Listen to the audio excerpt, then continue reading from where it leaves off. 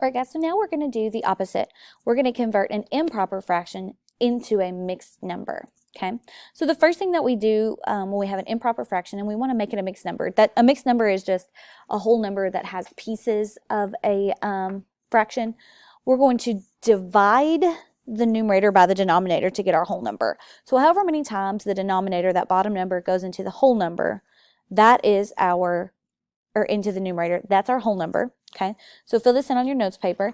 Divide the numerator by the denominator. That's going to be our whole number. We're going to put the remainder over our original denominator.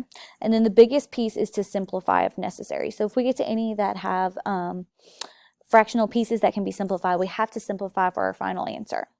All right, so we're going to do 4 together, and then I've got a couple there for you to do on your own. So the first one we're going to do is 7/3. So what the first we have to ask ourselves is, how many times does 3 go into 7? How many whole times?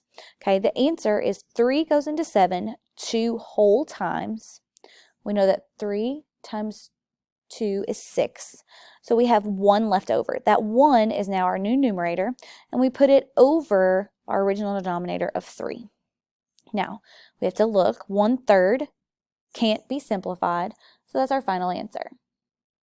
Okay. All right, number 2. Again, same process. 3 goes into 8 2 whole times, so that's our whole number. Okay. 3 times 2 is 6, so we have 2 over 3 as our fractional piece left over. Okay, so 2 2/3. Over here, we have 9/3. So we ask ourselves, 3 goes into 9 how many times? And it goes 3 whole times with none left over. So our answer for this one is just 3, the whole number. We don't have to do anything else. Okay. And then our last one here is 5 goes into 11 2 whole times. 5 times 2 is 10. So we have 1 left over as our numerator, and then our original denominator is a 5. 1/5 can't be simplified, so that's our final answer. Okay, so now what you're going to do is you're going to flip your paper over, and you're going to do the independent practice that's on the back, and then you'll move on to the next section when you are complete.